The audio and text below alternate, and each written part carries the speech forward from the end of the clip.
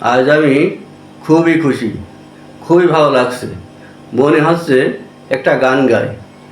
এমন দেশটি কোথাও খুঁজে পাবে না তো তুমি, সকল দেশের রানী সেজে আমার জন্মভূমি। যারা তোমরা ভোলাগঞ্জে সাদা পাথর গিয়েছো, সেখানে পাথর ছিল সে ভোলাগঞ্জের সৌন্দর্য, অথচ আমাদের রাজনীতিবিদরা পাথরকে সাবার করে দিয়েছেন, মরুভূমি বানিয়ে দিয়েছেন।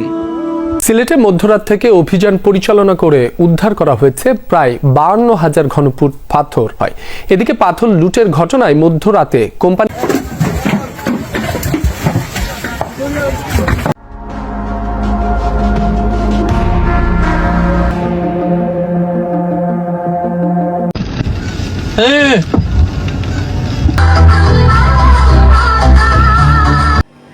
আমি ধন্য হয়েছি ওগো ধন্য, এদেশেতে জন্ম নিয়ে। এর আগে আমরা অনেক অপকর্ম দেখেছি, কিন্তু পাথর চুরি দেখিনি।